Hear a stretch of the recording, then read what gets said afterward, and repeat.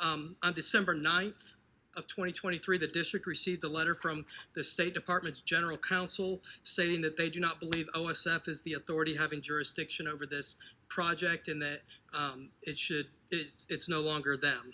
On December 19th, Jumper Carter Cease assisted us with uploading clarifications to 2 forms that was referenced in General Counsel's letter, and those were uploaded into the portal and reposted in there. Just as an aside, oftentimes through a construction project, OSF will ask you to revise or resubmit documents, and you do that throughout the process, and that's not an unusual thing to resubmit or to revise something based on those tabletop reviews or a review that they have done. December 19th, OSF responded via email to uploading those forms that they had already made their decision on this project. On January 18th, the district made a decision to halt construction at the Rawlinson Road site until issues regarding the AHJ, the authority having jurisdiction, were clarified. And then on January 19th, we were at the site working with our contract construction, which is the CM at risk, to halt all on-site work. And also at that time, we also received a letter later in that morning from Richland County asking us to stop construction progress. So that is the timeline, and I yield back to you, sir. Thank you, Mr. Grant, for your presentation. At this time, we do have a question from, excuse me?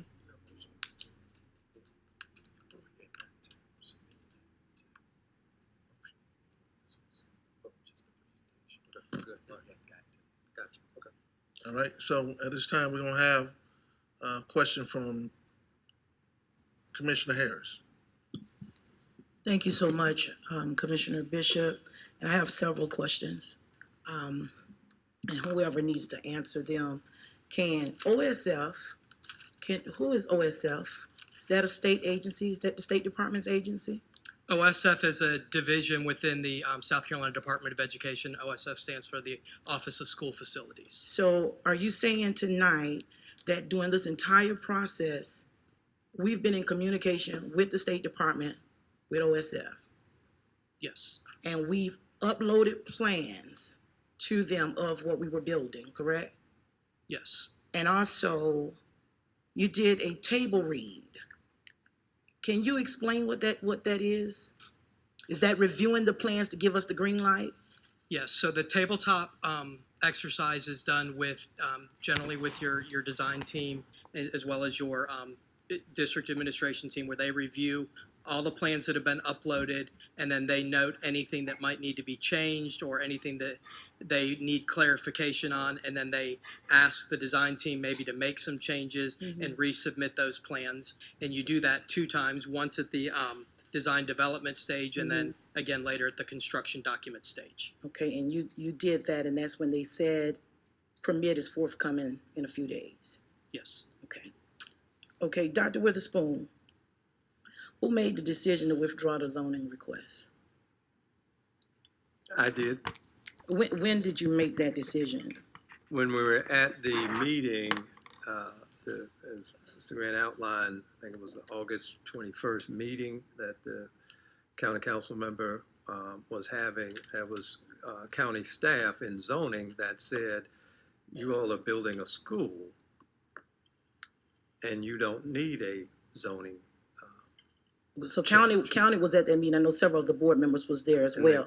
So county county came and said that in the meeting that we were building a school and we didn't need a zoning change. That is correct. And at that time, you made the decision that we were going to be withdrawing our zoning request, because you actually leaned over to me and said, I'm going to be removing the request, correct? That is correct. And at that time, I think they wanted to do a meeting, a private meeting, and I shared with them in the spirit of transparency, because we were sitting in front of an audience of the Lower Richland community. It was only right to let the community know that is what you were desiring to do, correct? That is correct. And when I said, the superintendent said that Richland One will be withdrawing their request, you said that is correct, and everyone asked, well, why are we here? That was a part of the meeting. I know Commissioner Clyburn and some others were there in that meeting. That's what transpired at that meeting. And that zoning change came during that meeting after someone from the county said we're building a school. Yes. Also, we did start without a permit, the building permit. Is that a common practice? It is when you know that the permit is It's on its forthcoming. Many construction projects to stay on timelines begin that when you're told that the And permit is. pretty much we started because we were told we've got everything we need. The permit is forthcoming in a few days. Okay, Dr. Witherspoon, you came back, I think, to a meeting. I want to think it was in September, and you said to the board, someone asked about what was their zoning issues. And you made a comment about complying to zoning. Can you explain what that meant? Again, based on what was said at that meeting, you're building a school. What it appears to be is you're building a school, so there doesn't need to be a zoning change because it is zoned for a school currently. Okay. And with that, we withdrew that. Now, Okay. and then you are correct. The question was asked, what's going on with the zoning? I said we would continue with the existing zoning Okay.